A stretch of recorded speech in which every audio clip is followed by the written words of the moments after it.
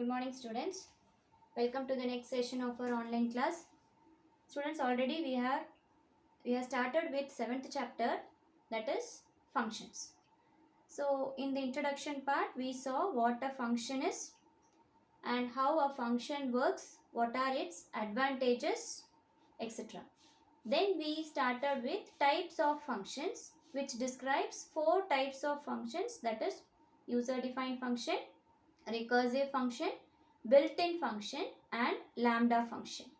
So in the first type, we saw what a user-defined function is, how to define a user-defined function with the keyword def.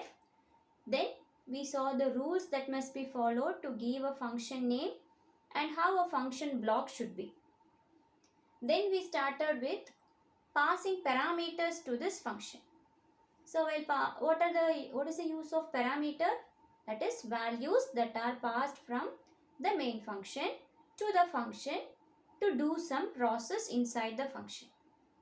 Then after completing the process inside the function, you should return the control from function to your main function.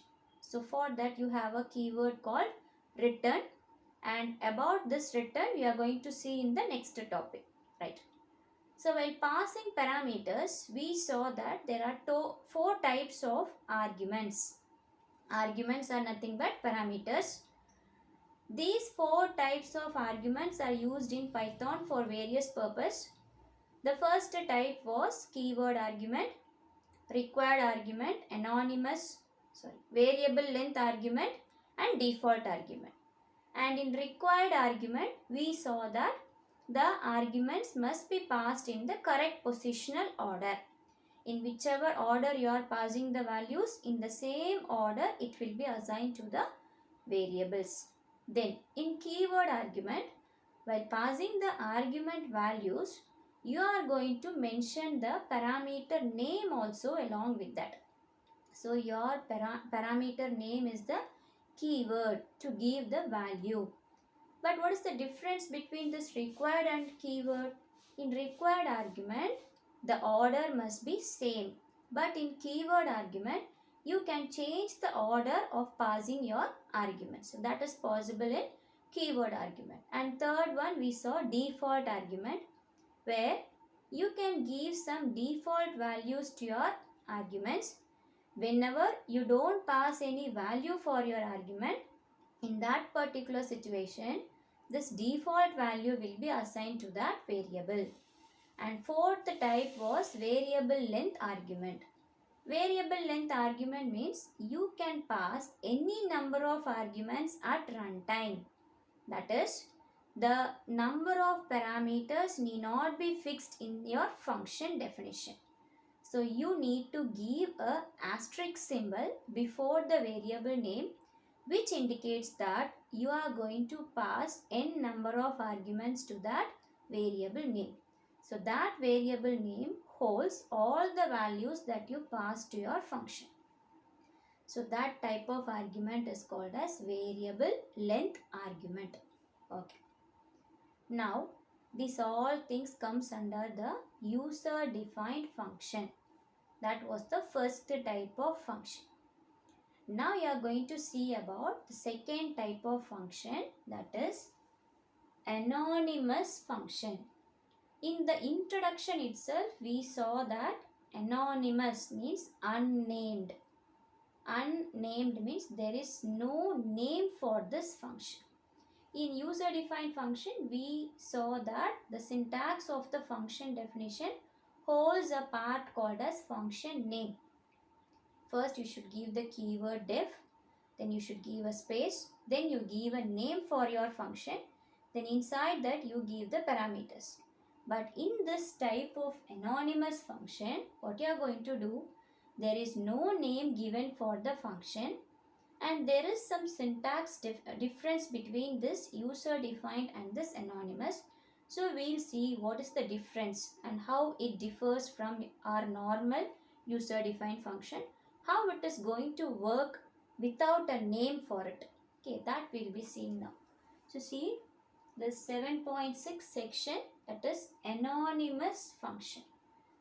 Anonymous functions are functions with which does not have a name. So there is no name defined for this function. That is the main point. Then it is defined with a keyword called lambda.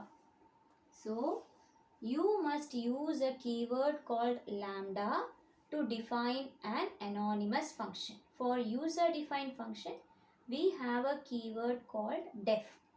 Instead, here you should give a keyword called lambda while defining an anonymous function. This anonymous function, it is also called as lambda function. Since you are using the keyword called lambda, these functions are also called as lambda functions. So we'll see what are the uses of this function.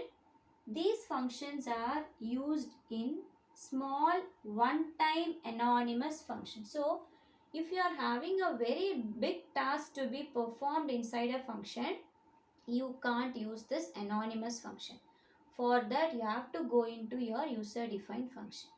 But if you have a small set of expression to be executed inside a particular function which does not have a name, in that particular situation you can use this anonymous function. See here, it is used for small and one-time anonymous function which is going to be executed only once. So already we have told that functions can be called n number of times again and again. But if you want to execute a particular function at least once and the number of operations performed by the function is also very little, in such a case you can use this anonymous function. And this function is used along with three built-in functions, that is filter, map and reduce. So these are some of the built-in functions which are used in the visualization part when it is used in your Python.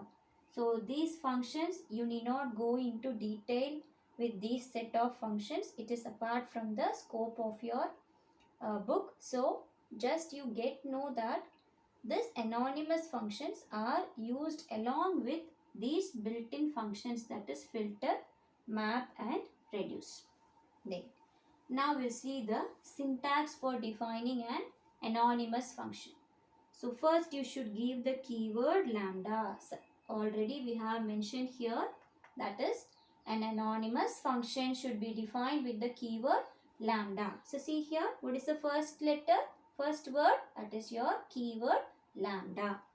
Then within parenthesis, that is your square bracket, you have to give the number of arguments.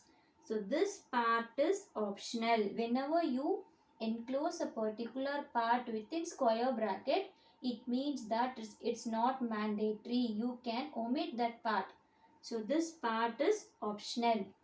See why I have given this yes inside bracket. Either it can be a single argument or it can be any number of arguments. So argument or arguments. If you have more number of arguments, you must separate it with comma, right? Then you should give a colon. As your user defined function, after the keyword def, you give a function name, within parenthesis you give your parameters, then you should give a colon. Similarly, your lambda function also should have a colon after defining your parameters part. Then to the right side of the colon you should have an expression. So any arithmetic expression you can have it in the right side part of your colon. So this is the syntax of your lambda function. So see what is the first word, that is your lambda keyword. Then you should give the set of arguments. Then you should give a colon. To the right of the colon you should give an expression. So this is the syntax for defining an anonymous function. So we'll see an example for that. See, I have given a variable called sum which is going to be equal to the expression given to the right side.